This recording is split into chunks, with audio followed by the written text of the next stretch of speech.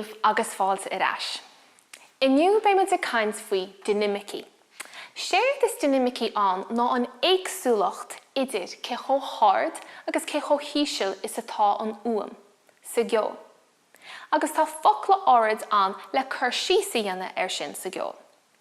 Uairtí nuair táid ag sin am Ceol, nuair táid ag canna órán, béidir gomach tú ag gur béim a chur ar nóta ar le, nó ar ocail ar le an órán, agus cuireann sé sin go mór leis an gcuirí láthir atá ag an bí sa Ceol.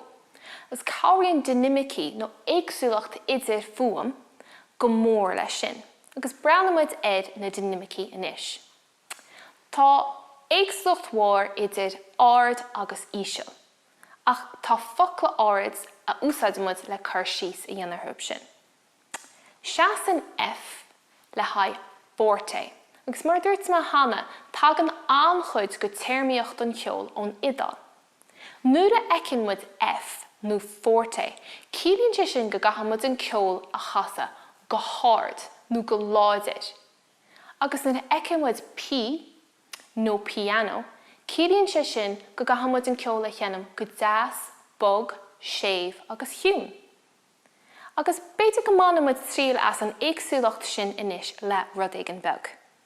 Tá mise gol nóta amháin a chana, agus táid go an nóta sin a chuneal. Breanna ar mo lámh, agus má héan mo lámh suas, cílíonn sé sin go gatha sibh ardú ó hí fuaimide, agus má héan mo lámh síos, gúil an nóta ag íslú ó hí fuaimide. Banamid tríal as, seo é an nóta. Mu sé agaise? Nis má héan mo lámh suas, lean mo lámh suas agus ardaí an uam. Héan dó.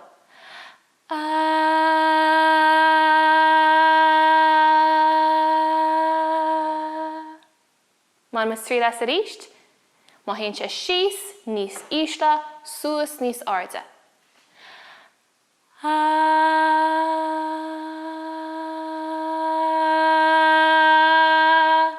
An bhá, má sibh, banamid trí leis le órán beg. Siod a chuí a héint an dálín is an óran. Éis leis an éíiste san gáirdín, hé, diddle dum a dee dum day. Dín le mé. Éis leis an éíiste san gáirdín, hé, diddle dum a dee dum day. Nis brenn ar mo lámh, tosamid ciún agus éireamid níos arda. Si bhré? Éis leis an éíiste san gáirdín, hé, diddle dum a dee dum day. An dugann si faoi deara an éagsúlacht idir an uam, ban trí leas le ór an na haíonn slibse sa Mháille, go bheice sibh go gcuireann sé go mór leis an gcuirí láthir. Agus sinna le gcuimse, slán go fóill.